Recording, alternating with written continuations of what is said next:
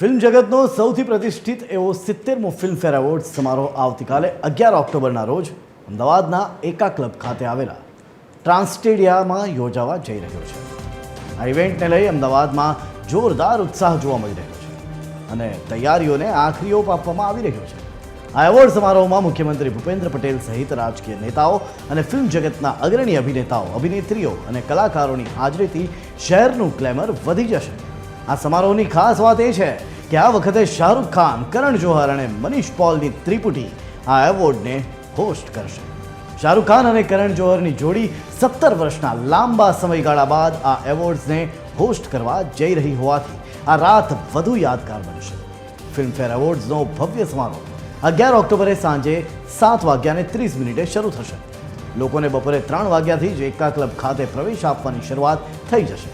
મહત્વનું છે કે સુરક્ષા અને વ્યવસ્થાના કારણોસર રાત્રે 8 વાગ્યે ગેટ બંધ કરી દેવામાં આવશે અને ત્યારબાદ કોઈને પ્રવેશ મળશે નહીં। લોકો 5,000થી 50,000 સુધીની ટિકિટ ખરીદી શકશે। ઇવેન્ટ જોવા આવનારા લોકો માટે કાંકરિયા પરિસરની આસપાસના 1 કિલોમીટર વિસ્તારમાં પાર્કિંગની વ્યવસ્થા ગોઠવવામાં આવી છે। કુલ 9 જેટલા સ્થળો પર પાર્કિંગની વ્યવસ્થા છે।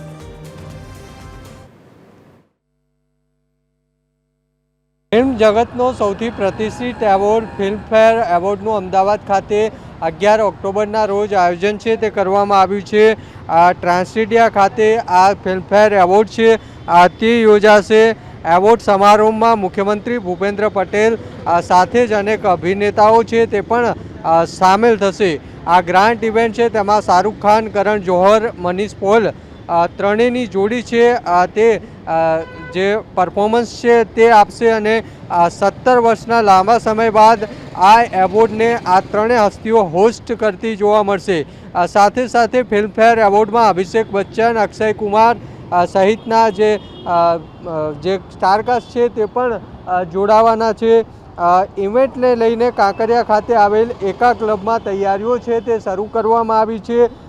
દરેક ગેટની પાસે આ રીતે ગુજરાત ટુરિઝમ દ્વારા જે આકર્ષક લાઇટ છે તે લગાવવામાં આવી છે। આ ઉપરાંત ગુજરાતના અલગ અલગ નેશનલ પાર્ક છે તેને દર્શાવવામાં આવ્યા છે।